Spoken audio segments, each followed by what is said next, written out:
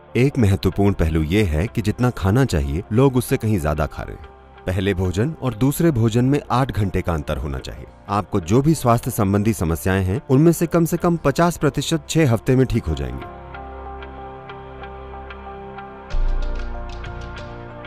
नमस्कारम सद्गुरु। भारत में पवित्र दिनों पर उपवास रखने की परंपरा प्राचीन समय से चली आ रही है, लेकिन बहुत से भारतीयों को लगता है कि ये अवैज्ञानिक और अतार्किक है। लेकिन अब उपचार से होने वाली ऑटोफेजी पर हुए शोध को नोबेल पुरस्कार दिया गया है। मैं खुद इस साल कभी कभी उपवास रखने लगा हूँ।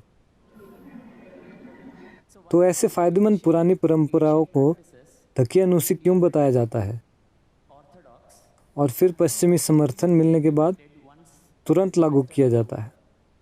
क्योंकि आपकी त्वचा का रंग सही नहीं है।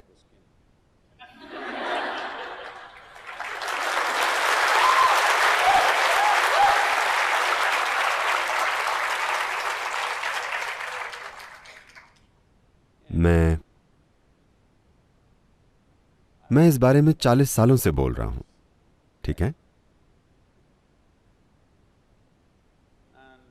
और मैंने हजारों लोग देखे हैं जो स्वस्थ और खुशहाल हो जाते हैं सिर्फ इसलिए कि वे हर समय ईंधन नहीं भरते रहते जबकि टंकी बह रही हो।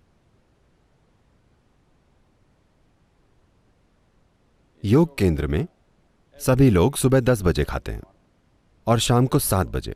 हम बहुत सी शारीरिक गतिविधियां करते हैं। आश्रम के अंदर गाड़ियां नहीं हैं, वो एक बड़ी जगह है। सभी या तो चलते हैं या साइकिल चलाते हैं। डाइनिंग हॉल जाने के लिए भी 1 किलोमीटर चलना पड़ता है। ऑफिस जाने के लिए भी आधे से 1 किलोमीटर चलना पड़ता है। इस तरह लोग हर समय शारीरिक काम करते रहते हैं। तो हर कोई दोपहर 3:30 या 4 बजे तक काफी भूखा होता है। वे काफी भूखे होते हैं, लेकिन हमने उसे जीवन का एक हिस्सा बना लिया है। क्योंकि पेट खाली होना और भूख लगना 2 अलग अलग चीजें हैं।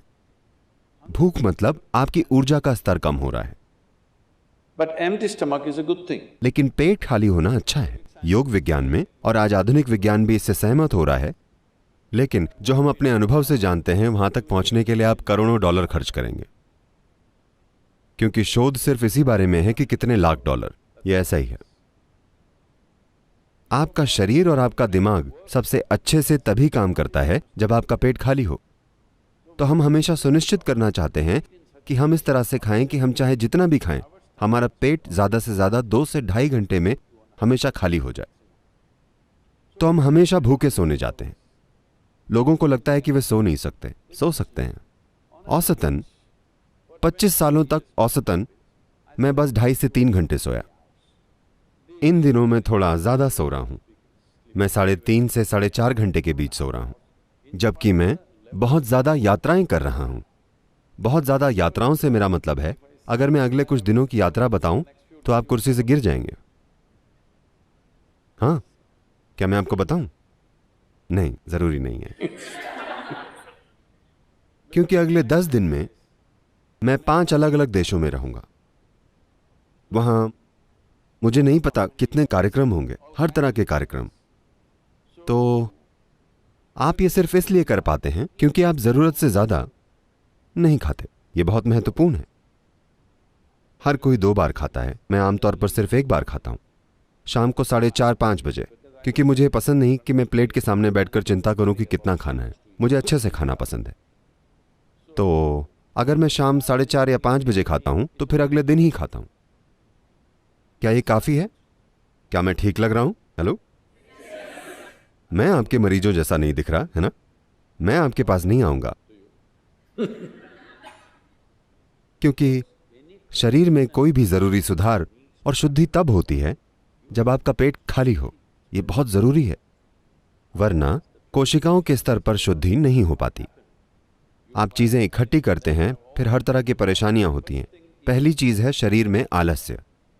आलस्य के कई स्तर होते हैं। अगर आपने उन सभी पर ध्यान न दिया हो तो जितना समय आप सोते हैं वो आलस्य है। आप सभी यहां सोने आए हैं या हेलो जीने के लिए, है ना? यहां मतलब यहां नहीं, मेरा मतलब है जीवन में। आप जीना चाहते हैं या The intention of life is to live, isn't it? जीवन जीना चाहता है ना? लेकिन क्योंकि आपने अमेरिकी डॉक्टरों की बात की, तो ये अब यहां भी शुरू हो गया है। सभी अमेरिकी डॉक्टर्स कहते हैं आपको कम से कम 7 से 8 घंटे सोना चाहिए। इसका मतलब है आपके जीवन के 1/3 हिस्से में आपको सोना चाहिए। 2-3 घंटे और टॉयलेट, नहाने और खाने वगैरह में चले जाते हैं,